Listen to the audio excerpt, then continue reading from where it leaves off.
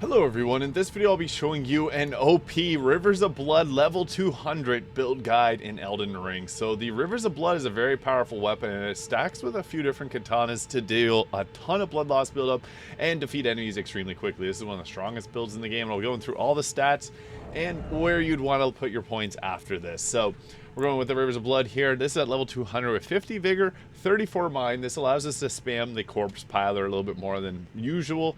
I got 40 Endurance, however, you can take some points from the Endurance and put it into the Mind. I like to at least have 56 Poise with a medium roll, so make sure you're at least hitting that. I also wanted 18 Strength and 22 Dexterity because that's the stat requirements for the Blood Nagakiba here, which is going to be a great offhand weapon to stack with this for extra bleed buildup. I also want 25 Faith so we can cast Golden Vow, and then 80 Arcane because that is what the Rivers of Blood does scale off of. So the weapon art and as well as the bleed buildup. So this will deal 78 bleed buildup and this will deal 115. And this, so we also are using the White Mask and the Lord of Blood's Exaltation here. So these in combination will actually give us more damage after we trigger blood loss. And I got the seppuku weapon art on here so we can get that plus 30% damage early on before we even start combat. I also have a Dragon Communion Seal because this will scale off of our Arcane stat, and we can use some Dragon Communion spells, but also it's good to use things like the Swarm of Flies to trigger the bleed buildup. I also got the Great Shield Talisman there for extra damage negation. You can swap that out for whatever damage type you want to resist. I also got the Shard of Alexander to boost the attack power skills, and the Carrion Filigree Crest. This will lower the FP consumption, allow us to use the Corpse Piler a whole bunch more. So I'll be going through over the spells and a general way of doing combat. So we want to be buffing ourselves up, and Golden Vow would be the first one we're going to apply because it lasts the longest. And then next we're going to hit Flame Grammy Strength because this doesn't last as long.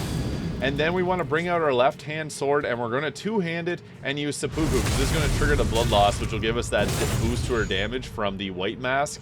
And then we can bring out our weapon again, the Rivers of Blood. And we're going to have a ton of blood loss buildup. So we're already hitting 1700 just for a quick one press of L2.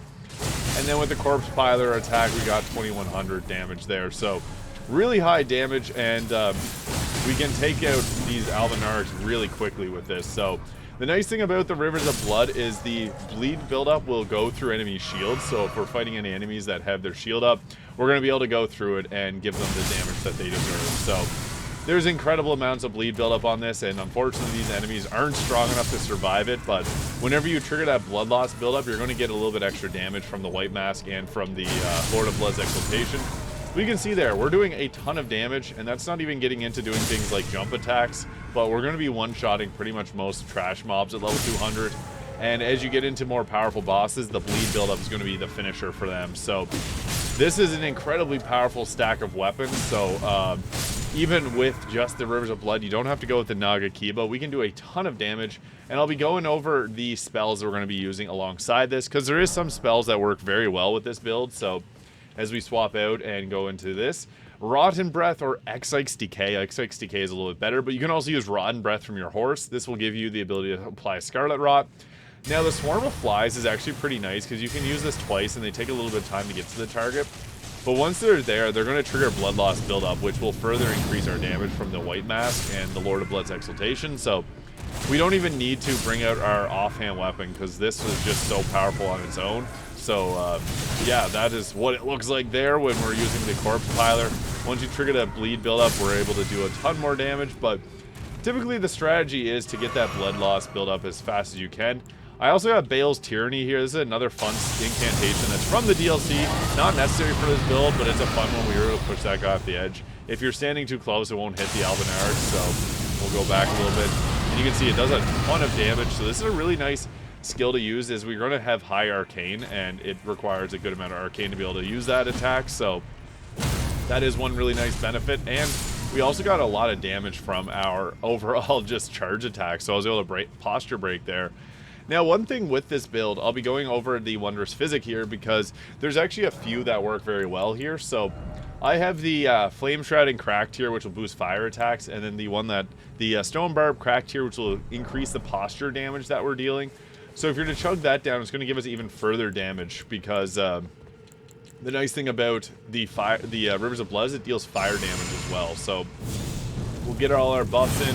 We'll drink our juice here and get our power up, and then we can stab ourselves with seppuku and then get ourselves that powerful attack. So here it is. Now we're fully buffed up and incredible amounts of damage. Like, that is just absolutely insane. 1,000 damage per attack is pretty good. And if we just do one single press of L2, that finishes pretty much every regular mob. Like 2,500 damage for a single tap of L2 is just crazy. So you can shred down pretty much any boss in this game with this build, except for the Valiant Gargoyles. It's really the only big counter that I can think of that will not get hit by the bleed buildup. So yeah, the Rivers of Blood level 200 is extremely powerful. You can do a ton of damage. You got a lot of versatility. Arcane is not an amazing stack compared to Faith, where you get a ton of different spells from Faith, but we do get cool ones from the DLC like Bale's Tyranny. And yeah, I would encourage you to give this build a try because it's just a whole lot of fun. So there it is, a level 200 build guide for the Rivers of Blood in Elden Ring. If you found this video useful, please hit the subscribe button below. Thank you so much for watching, and I'll see you all in the next video.